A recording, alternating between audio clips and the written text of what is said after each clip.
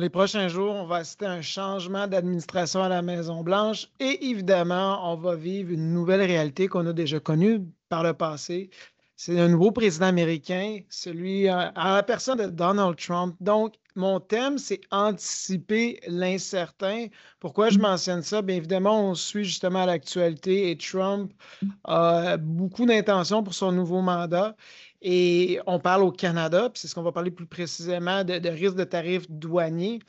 Puis là, les gens, des fois, nous communiquent avec nous, puis sont un peu inquiets. Puis c'est sûr que c'est imprévisible parce qu'entre les paroles, puis l'exécution, des fois, il y a un écart. Puis juste pour donner une idée à quel point des fois il peut y avoir un écart, on va juste reculer lors du premier mandat de Donald Trump. Il y a divers moments où il y a eu des déclarations de la part de Donald Trump ou des menaces. Puis finalement, au final, les choses n'ont pas été aussi drastiques. Donc, je donne quelques exemples.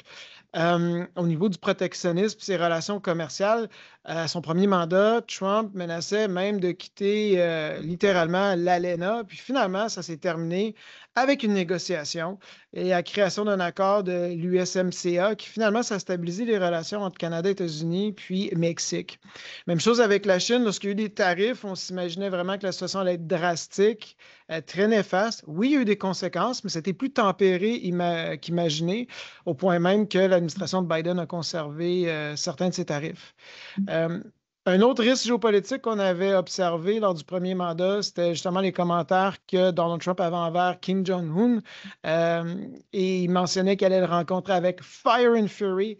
Finalement, il y a une rencontre qui a eu lieu et les relations ont été moins tendues entre les deux dirigeants.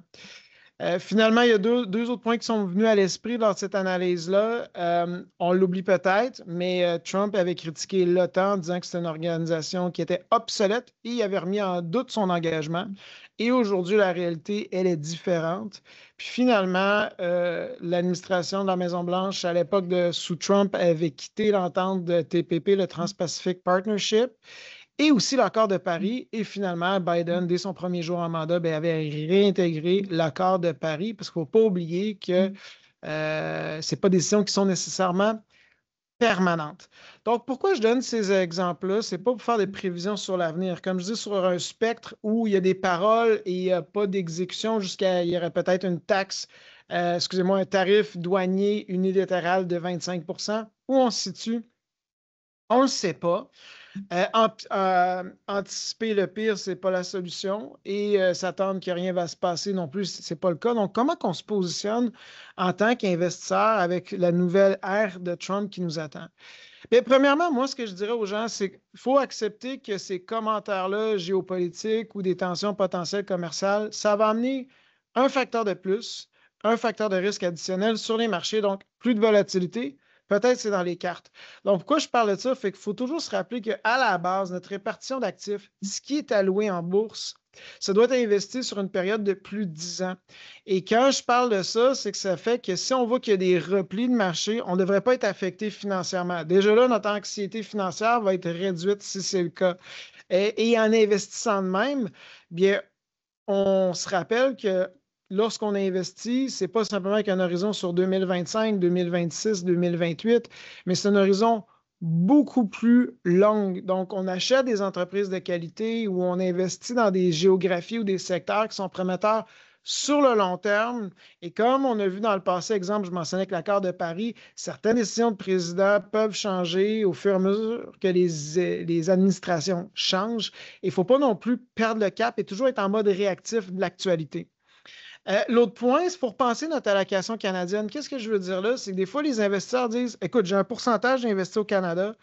L'économie Canada, je la sens fragile. Il y a des menaces de tarifs. Pourquoi j'ai autant de pourcentage de mon portefeuille en dollars en société canadienne? Est-ce que je devrais repenser à ça? Je dis pas non, mais n'oubliez pas, il y a une différence, il y a des nuances à faire. Il y a des sociétés qui ont été incorporées au Canada, le siège social est au Canada, sont inscrites sur une bourse canadienne. Oui.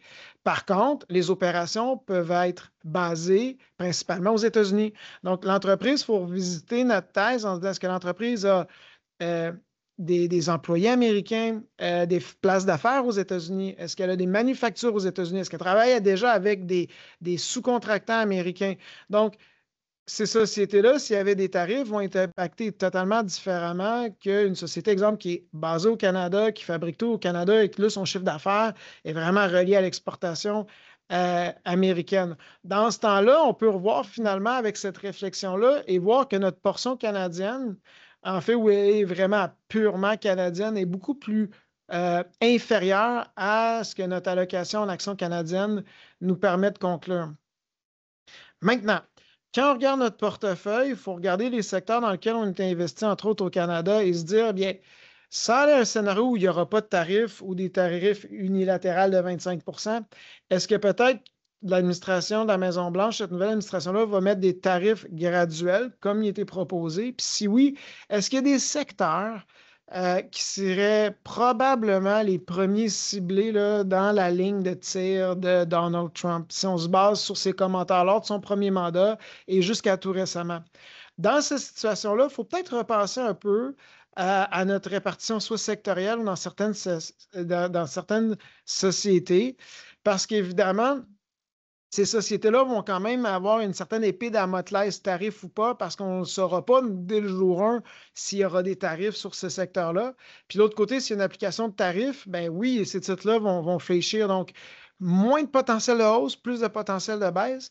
Peut-être, dans une mesure raisonnable, bien repenser notre allocation. Et à l'inverse, pousser la réflexion pour dire quel secteur géographique, quel type d'entreprise ou quel secteur d'activité va être favorisé, puis faire la substitution. Donc, votre conseiller ou vous-même, nous, dans notre cas, on a déjà été proactifs pour faire une certaine modification qui est quand même marginale pour déjà s'adapter peut-être à des risques, pour éviter d'être dans des positions qui sont vulnérables. On ne voit pas nécessairement de potentiel de hausse, étant donné les tensions qui existent. L'autre point, par contre, pour la portion boursière, il faut se rappeler qu'à la base, on devrait toujours avoir une diversification de 1, mais dans des secteurs qui sont prometteurs, qui suivent des grandes tendances, comme je parle souvent dans d'autres commentaires. Assurez-vous de ça, parce que, comme je l'ai mentionné, une nouvelle ère sous Trump, c'est une ère qui est temporaire et notre horizon d'investissement va bien au-delà du prochain mandat de Donald Trump. Donc, malgré les soubresauts, il faut quand même garder nos thématiques. Puis bien souvent, ça ne se passe jamais de manière aussi pire qu'on l'a imaginé. Maintenant, comment que notre portefeuille peut être robuste puis baisser notre cote de risque? Bien, assurez-vous d'investir dans des sociétés, si vous faites de la sélection de titres, que les bilans sont solides. Donc, si elles sont désavantagées, elles peuvent passer mieux à travers la tempête. Puis finalement, si vous êtes assuré d'avoir une certaine orthodoxie dans votre sélection de titres. Donc, acheter des sociétés dans le secteur prometteur, des leaders d'industrie, mais à prix raisonnable par rapport à la moyenne historique. Là encore, on réduit peut-être le risque de baisse dans un scénario un peu plus pessimiste. Finalement, au bout de la ligne, certains investisseurs, malgré toute l'éducation financière et la connaissance des faits, ils ont encore un inconfort. Et là, ça leur amène l'anxiété, des troubles de sommeil. Et là, ce que je dis aux gens, je dis bien, peut-être c'est le temps quand même de penser à votre répartition d'actifs. Ce n'est pas une recommandation, mais si à un certain point vous venez totalement inconfortable, bien, c'est peut-être le temps en amont de revoir votre répartition d'actifs et de redevenir un peu plus défensif.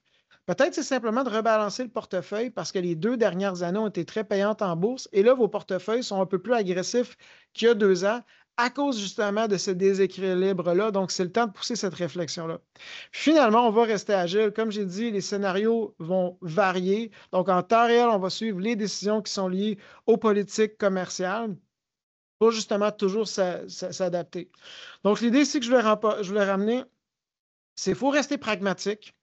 Il ne faut pas tomber dans les scénarios à des pôles extrêmes. Assurez-vous que votre portefeuille ait une répartition d'actifs qui est en fonction de votre tolérance au risque, de vos besoins de retraite. Assurez-vous que ce qui est investi en bourse devrait être investi pour le long terme.